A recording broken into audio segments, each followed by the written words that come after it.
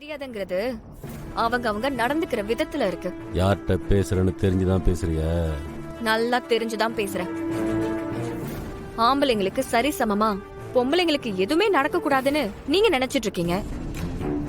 அப்படிப்பட்ட ஒருத்தர்கிட்ட தான் நான் பேசிக்கிட்டு இருக்கேன். அதுக்காக நீங்க எந்த எல்லைக்கும் போவீங்க அதையும் புரிஞ்சுக்கிட்டு தான் நான் பேசுறேன். ஏய், என்ன வாய்க்கு வந்ததெல்லாம் உளறிட்டு இருக்க? நான் என்ன பேசுறேன்னு உங்களுக்கு நல்லா தெரியும். எங்களுக்கு பரிவட்டம் கிடைச்ச கோவத்துல நீங்க தானே வெடி வைக்க ஏற்பாடு பண்ணீங்க.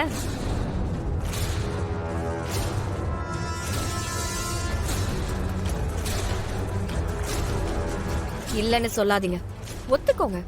நான் எதுக்கு வெடி வைக்க போறேன்? உனக்கு என்ன பைத்தியம் கிட்ட பிடிச்சு போச்சா? சும்மா வாய் வார்த்தைக்கு பேசாதீங்க.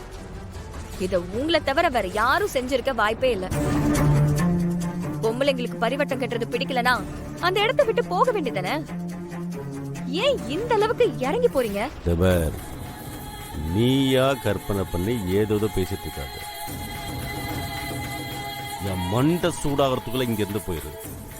அதான் உனக்கு நல்லது சொல்லிட்டேன். கற்பனை பண்ணி பேசுற பழக்கம் எனக்கு கிடையாது. 20 வருஷத்துக்கு முன்னாடி இந்த திருவிழா ஏன் நின்னுது? உங்களுக்கு பரிவட்டம் கிடைக்காம இன்னொருத்தருக்கு கிடைச்சப்போ நீங்க என்ன பண்ணீங்க? இதெல்லாம் எனக்கு தெரியும்.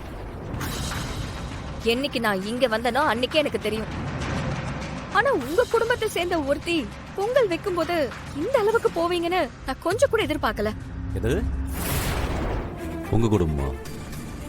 யாரு? நீயா? அப்படி நீங்க நினைக்க மாட்டீங்கன்னு எனக்கு நல்லா தெரியும். நீங்க தான் இந்த வேலையை பார்த்திருக்கீங்க, அதுவும் எனக்கு தெரியும். தவறு சொன்னதை திரும்ப திரும்ப சொல்லிட்டு இருக்காது, அவ்வளவுதான். எனக்கு தெரிஞ்ச இந்த விஷயம் கர்ணாவுக்கு தெரிஞ்சா என்ன ஆகும்? கொஞ்சம் யோசிச்சு பாருங்க.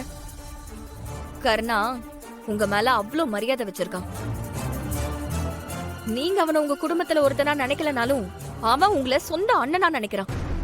நீங்க என்ன சொன்னாலும் செய்வான். நல்லது கெட்டது எதையுமே பார்க்க மாட்டான். யார் என்ன சொன்னாலும் கேட்க மாட்டான். அவ்வளோ ஏன், நானே சொன்னாலும் எங்க அண்ணன் சொல்லிட்டாரு நீ தலையிடாதன்னு சொல்லுவான்.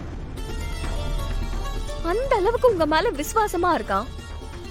ஆனா நீங்க இப்படி பண்றீங்கன்னு தெரிஞ்சா உங்க மேல வச்சிருக்கிற விசுவாசமே போயிரும். புரியுதா? நான் இன்னும் இத கருணா கிட்ட சொல்லல. அதுக்கு ஒரே ஒரு காரணம் தான் இருக்கு. உங்களுக்காகலாம் ஒண்ணும் இல்ல, கருணாவுக்காக. நாம இவ்ளோ விசுவாசமா இருக்கிற கிருபான இதை செஞ்சிருக்காருன்னு தெரிஞ்சா அவன் அப்படியே உடைஞ்சு போயிருவான். உங்க மேல விசுவாசம் மட்டும் இல்ல, அவ்வளவு அன்பா இருக்கான்.